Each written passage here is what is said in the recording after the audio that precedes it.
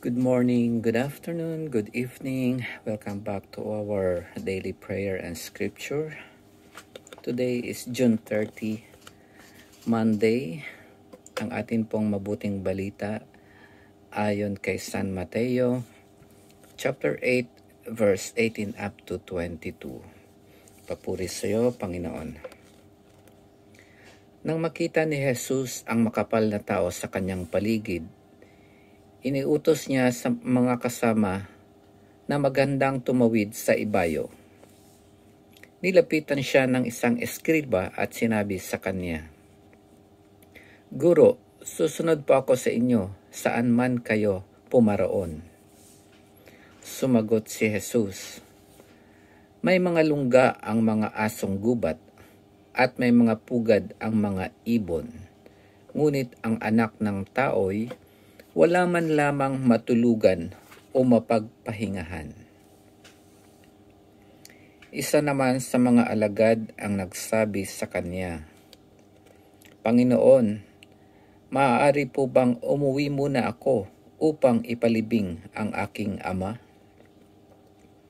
Ngunit sinabi sa kanya ni Jesus, "Sumunod ka sa akin at ipaubaya mo na sa mga patay ang paglilibing ng kanilang mga patay."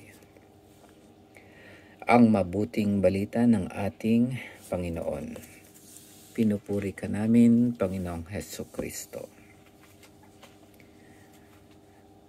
Mga kapatid, ang atin pong mabuting balita ay maliwanag naman dito na para maging alagad tayo ng ating Panginoon, tayo ay dapat sumunod sa Kanya.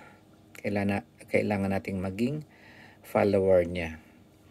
At sinasabi ng Panginoon na ang pagsunod sa Kanya ay higit pa sa mga ibang bagay na mahalaga sa ating buhay.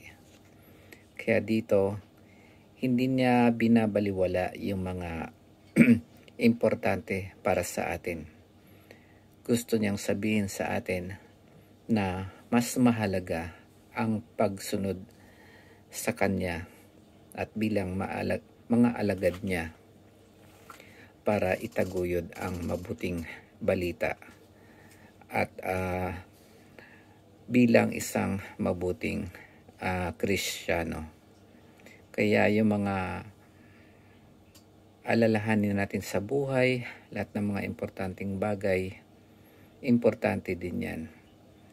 Pero ang sinasabi ng Panginoon, naisin natin na sumunod sa Kanya, ang pagsunod sa mga mabubuting turo ni Jesus at ng Kanyang simbahan.